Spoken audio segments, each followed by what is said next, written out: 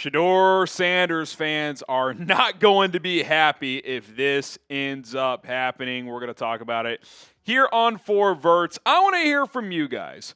Are you Team Shedeur or are you not? Obviously a polarizing player. Type Y for yes, you are a fan of Shedeur Sanders. Type N for no, you are not. Kevin Stefanski talked to the media about the QB situation after trading Joe Flacco. Had some interesting comments. We're going to talk about it next.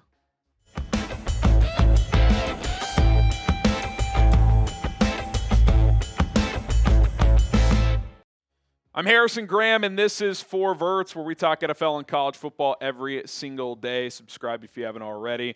Is Shedeur Sanders still not QB2? You would think certainly after trading Joe Flacco that he's at least the backup behind Dillon Gabriel. Not necessarily, as Stefanski was non-committal. He was asked if Shedeur is now the backup. He said, quote, "I'll let the week play out, make a decision later." Well, you're probably asking, well, who the hell else do they have at the quarterback position? Well, Dillon Gabriel, who's the starter, Shedeur Sanders, who is on the only other active roster quarterback on the 53, so he'd be the QB2 by default, except for there's old Bailey Zappe on the practice squad. And so what the Browns might consider is one of two options with Zappe. One, he can be a game day elevation to the active game day roster up to 3 times from the practice squad. They have not exercised that a single time, so they could elevate him for game day and dress him as the backup, or they could sign him to the 53 and make him the backup if they choose to do so. Now, Kevin Stefanski had a longer answer just talking about the backup quarterback situation in general. He said, all roster type of things, I always have to be mindful of our players and our players' development, and I want to make sure that I'm always doing what's best for our players and, of course, our team. But with young players, I'm always thinking about that. Last week, we made the change to Dillon. You have to think long and hard about that because these are young players that you are so invested in their development. Need to work through it all. Again, really like the guys we have. We just got to work through all of it. Now, I got to be honest, I would not do this, but I am intrigued to see what the internet response will be if Bailey Zappe is elevated and active as the backup quarterback and Shedeur Sanders is the emergency third-string quarterback. I just would be curious to see what the online response would be. Again, I would not do that. I also don't have all the information of what's going on in the building. Maybe they just don't like where Shedeur's development is or his work ethic. I don't know. Again, no idea whatsoever. Seems like teammates like him, so don't know anything about that. But could you just imagine the social media uproar if Shedeur is not the backup quarterback this week? I mean, they got rid of Kenny Pickett in training camp. They traded Joe Flacco. Gabriel's the starter. You think Sanders is a snap away from playing. Maybe he is, maybe he isn't. We're going to find out as the week goes on here when it comes to Shedeur Sanders. Certainly going to be a very, very interesting situation. And I want to ask you, who do you guys think will be the QB2 this week? Type SS for Shedeur Sanders, type BZ for Bailey Zappe. I got no idea. I mean, that non-answer almost makes me wonder if Zappe's going to be the guy, at least for this week. But we will find out. In the next couple of days, you would think. All right, more thoughts on this whole situation in just a moment. But first, today's show is brought to you by PrizePicks. Daily fantasy made easy at prizepicks.com/CLNS. You and I make decisions every day, but on PrizePicks, being right can get you paid. Don't miss any of the excitement this season on PrizePicks, where it's good to be right. I've hit a couple lineups recently. I'm up like $600 over the last month. I've been hot in PrizePicks, and got to say, it's been fun. It's fun to play. It's easy to play. 2 to 6 player lineups. You choose more or less on their stat projections, and if you hit, you win money, sometimes up to 2,000 times your lineup. That's right.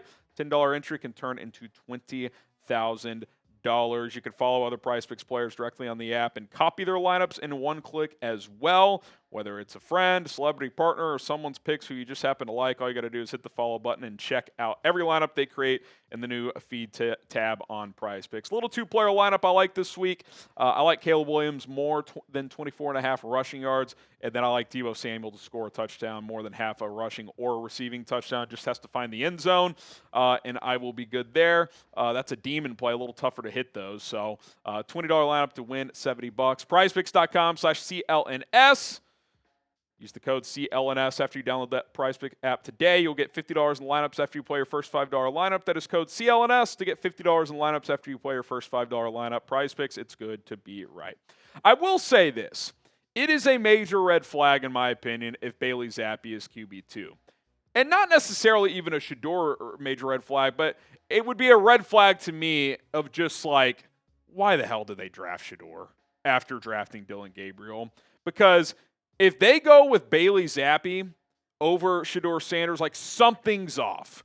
Whether it's Shedeur, whether it's Stefanski not liking him, whether does he not know the play? Like, there's a lot of theories you could have if that ends up playing out, because it'd be one thing if this was like some season 10, 12-year vet, even like a Josh Johnson type. It's like, okay, this guy's played, and, he could pick up offenses. Like, I kind of understand if you don't want your two active quarterbacks being rookies. Okay, fair enough. Bailey Zappe stinks. Like, he just can't play. He cannot play. He's undersized with a weak arm, and it'd be one thing. It's like, okay, small quarterback, weak arm. Okay, maybe he's a good decision maker. Nope, more interceptions and touchdowns. He's not mobile. He just can't play. He cannot play. It's kind of shocking that he is still in the league, even on a practice squad. He's just not very good. He's just not very good. And look, Shedeur didn't light the world on fire in the preseason, but I thought there were some positive signs. Like, I didn't think when watching him and Dillon Gabriel that, Dillon Gabriel was far superior in the reps they got. Now, again, and we've explained this on other videos, they drafted him higher. They've invested more into him. Gabriel's going to get the first shot here. I thought in his first start last week he actually did some good things. So, no, I'm not even talking about the Gabriel aspect of this, but, if Bailey Zappe gets elevated off the practice squad and is the backup, that's a... Something feels off there. I don't know what to make of that. And to me, it's one of two scenarios, if that's the case. One, Stefanski just doesn't like Shedeur. And I don't mean necessarily his personality. It could be a million things. Maybe he doesn't like or trust that he knows the playbook. Maybe he doesn't like his attitude. Maybe he just doesn't think he's any good and he's not ready to play. And maybe that's that's part two of the potential scenarios of hey, he's just not ready. We can't put him into a game. So we got to have Zappe up and dressed just in case, because Shedeur, it'll just be bad. And we're protecting him. So maybe that's it. But I don't know, man. It's going to be very, very interesting if this plays out and Shedeur is the third QB again, because that means something's off. Again, whether it's him not knowing the playbook, whether it's the coaching staff not liking the way he prepares. I don't know. But that would be a red flag to me if Bailey Zappe's the 2 this week. Be sure to subscribe to the channel. We bring you guys college football and NFL videos every single day. We bring you content after primetime NFL games as well. Thursday night football, Sunday night, Monday night as well. We try to do a Saturday night college football kind of full day reaction as well. Do not miss out. We are here every single day for you.